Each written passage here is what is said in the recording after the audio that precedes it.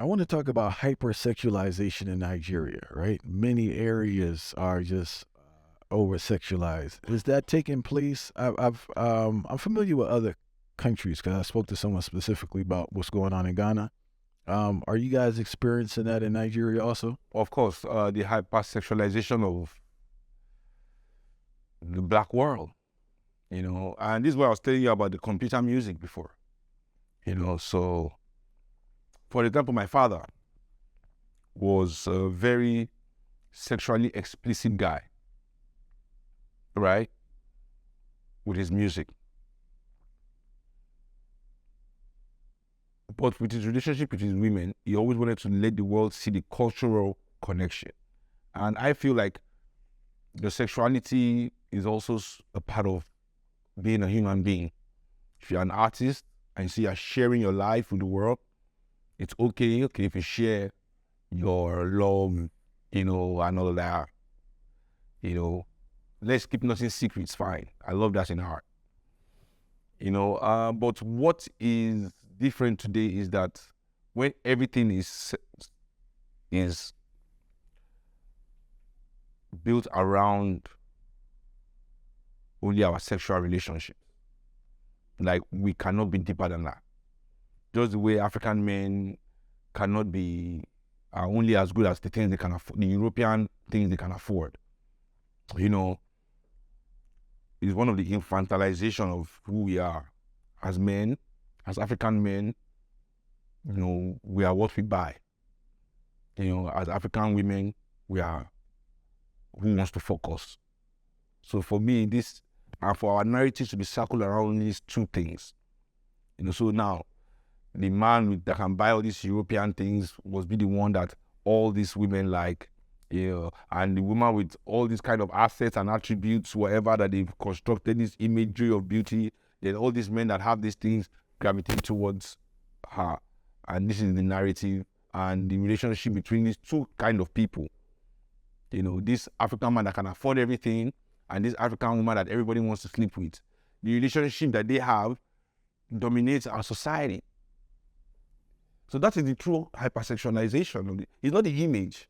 It's that the relationship between this idea of African people, bad African girls, rich African guy, and their relationship is what dominates our psyche, our spaces, our social media platforms, whatever, So for me, that is what is dangerous.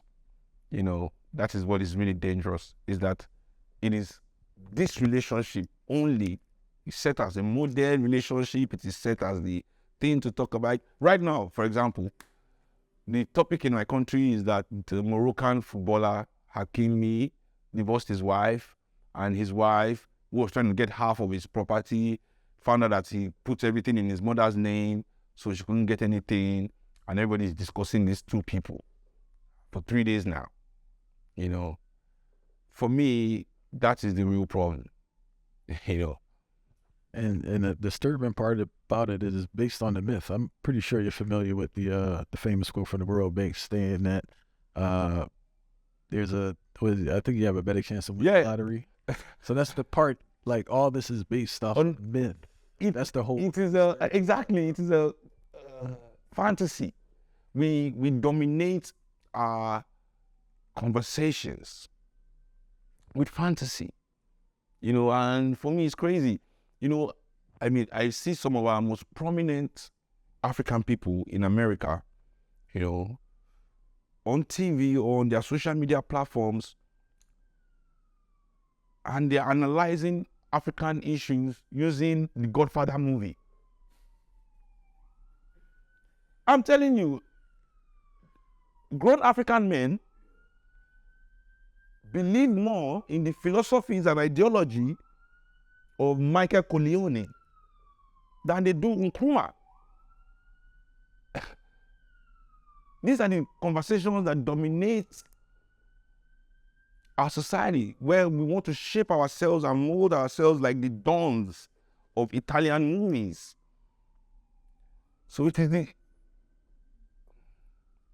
ties into the criminalization of our people, which is what they call sexualization. But for me, all this is because the society and African people have a criminalized relationship where the system continually fucks us and we pay the price for it.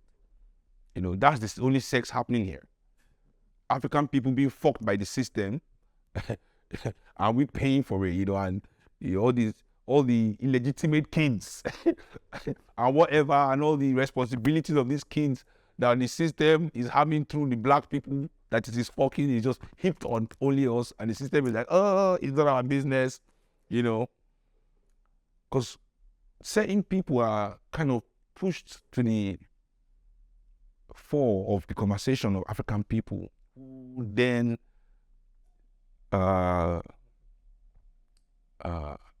elevate other people's narrative in the consciousness of the majority of our people.